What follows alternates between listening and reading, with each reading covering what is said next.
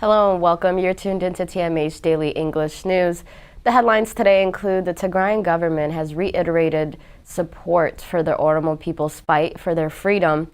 New study has revealed ongoing war and undermining Tigray's successful environmental recovery.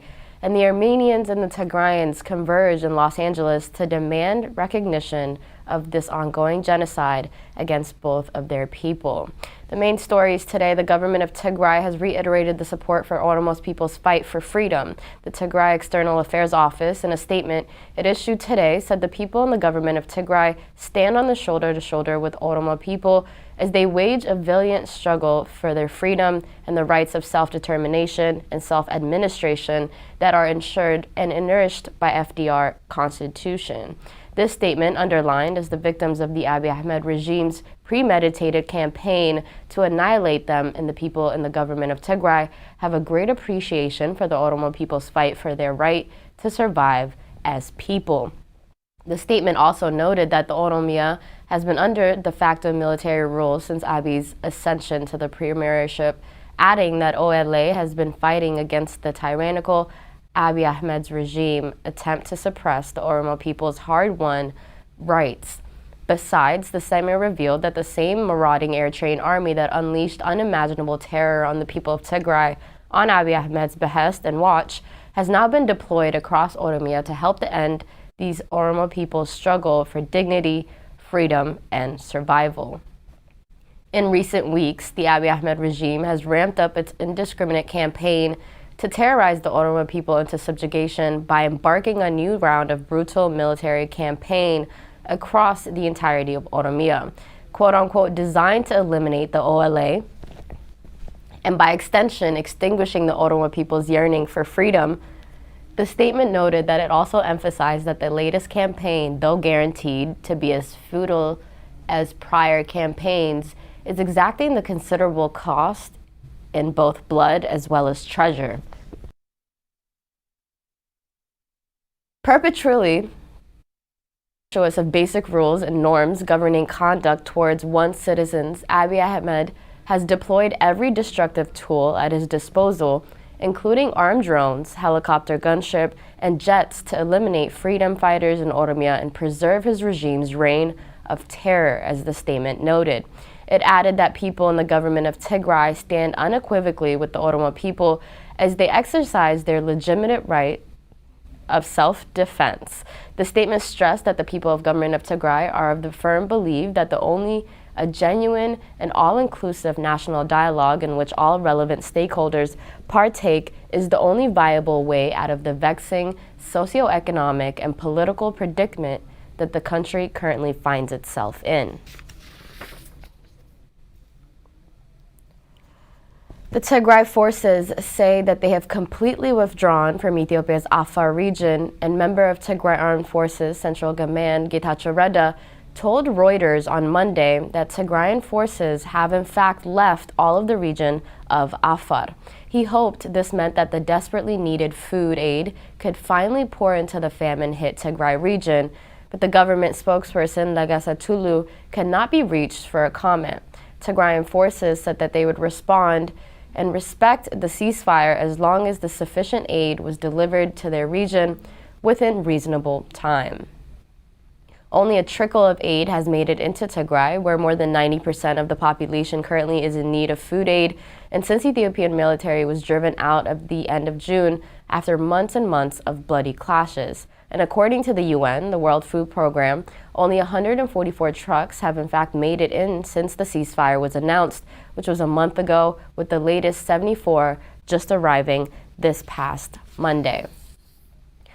Reports of a new study has revealed the war in Tigray is undermining its environmental recovery. Since the 1990s, Tigray, a region in northern Ethiopia, has been undergoing a successful landscape restoration, helping provide food security and other ecosystem services as well. Findings of a new research show that the ongoing conflict has threatened all of these gains. Timnit Bairu presents this report based on the findings of a new study undertaken by the Conflict and Environment Observatory. Let's take a listen. Using satellite data to cut through the information blackout the researchers used satellite data to examine changes in vegetation during the first 12 months of the conflict, identifying declines in trees and shrubs affecting at least 280 square kilometers of Tigray. Rainfall temperatures, locust invasions, and fire cannot fully explain the patterns of observed woody vegetation loss, meaning conflict-driven deforestation is most likely the cause. Satellite analysis has identified hotspots of conflict-driven vegetation loss in Tigray in 2021 along the border with Amhara around Kafta Shararo National Park in the north and the southern highlands. Wars can disrupt the supply of food, fuel, and other essential resources, forcing affected communities as well as military forces to increase their use of local ecosystems. The researchers hypothesize this is what has happened in Tigray. The region has been under a de facto blockade since November 2020, leading to a collapse in fuel and electricity supply that has likely and anecdotally led to an increased use of wood as a fuel source. Over the last 3 decades, Tigray has seen a widespread recovery of woody vegetation as a part of a suite of nature-based solutions to address the food insecurity and poverty in the region. These successes are now under the threat from conflict-driven deforestation. At the same time, previous recovery of woody vegetation may also have provided a buffer against the environmental impacts of the war. To restore and safeguard food security, livelihoods, and the well-being of people living in Tigray and beyond in the long term, the researchers stressed the urgency to end the conflict, blackout, and blockade in order to allow humanitarian aid to reach those in need, but also to restore markets for agricultural inputs and outputs, fuel, and other resources, which will decrease pressure on natural resources. They also suggest that financial, social, and logistical infrastructure that supports landscape restoration across Tigray is rebuilt, and physical soil and water conservation structures, irrigation infrastructure, tree nurseries, and exclosures destroyed during the war are restored. The study recommended that plans for recovery of Tigray need to be built on the success of proven nature-based solutions. Thousands of Tigrayans in Benishangul-Gumuz State, including employees of the Grand Ethiopian Renaissance Dam, are exposed to detention, torture, as well as killings. Timnit Bayru has more on this story, compiled by TMH Medhin. Good day. Thank you.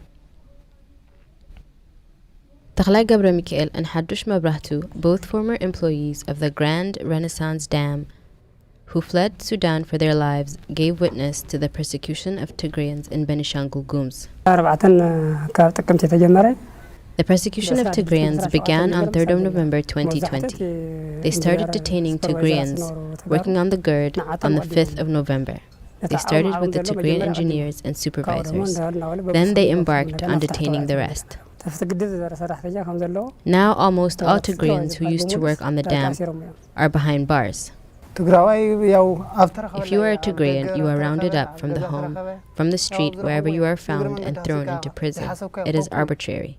Most of the Tigrayans are detained in Galgal, but I don't know if they are alive or not. Those former residents of Benishangul-Gumuz said the mass arrests and killings in Benishangul-Gumuz is indiscriminate in terms of age and sex, but is based on ethnic profiling. The detention does not spare even the elderly women, Tigrayans, and children.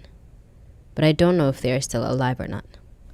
Tigray ገብረ Mikael said the person who was buried alive in Benishangul-Gumuz region, as seen in a video that went viral on the media recently, was his colleague, and he knew him personally. The refugees said many Tigrayans have been brutally killed and thrown into the Nile River by Amhara expansionists and other supporters of the regime. You're tuned into TMH Daily English News, and we'll be right back after this short break. We used to have a family, school, hospital, food, peace and freedom, but now we have none of them. I don't know where my parents are. I really miss my sister. Where is she? I want to know where my dad is. I miss my mom. I don't see my brother. So, people of the world, we are part of you. Please, we need your help. We have a dream. We want to make the world a better place for the people like us. Please, give us your hand. We are Tigrayan people. We are part of you. Act now.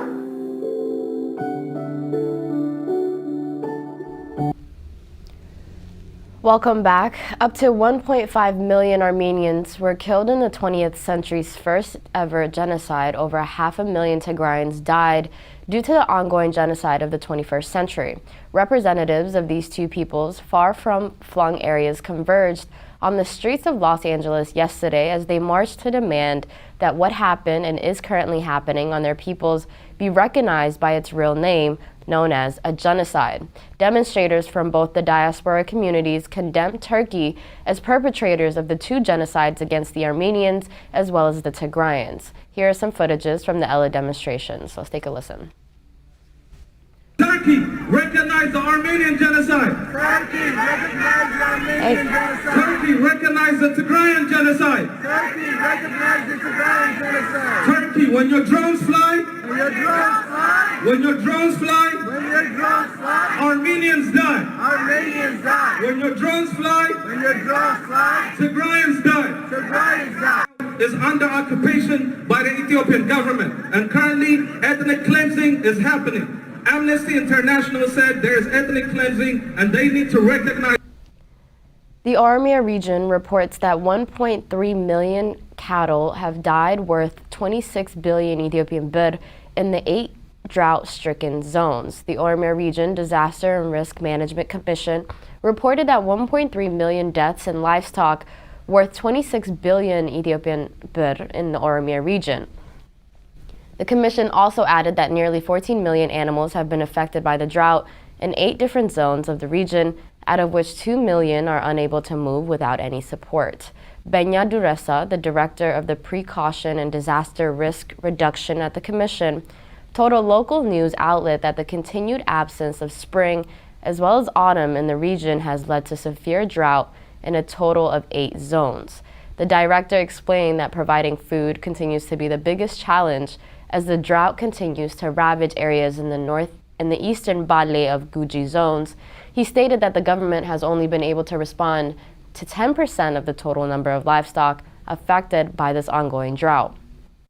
The director expressed his worry that the weather forecast indicates that the weather in eastern and southeastern zones of the Oromia would dry within the spring of this season.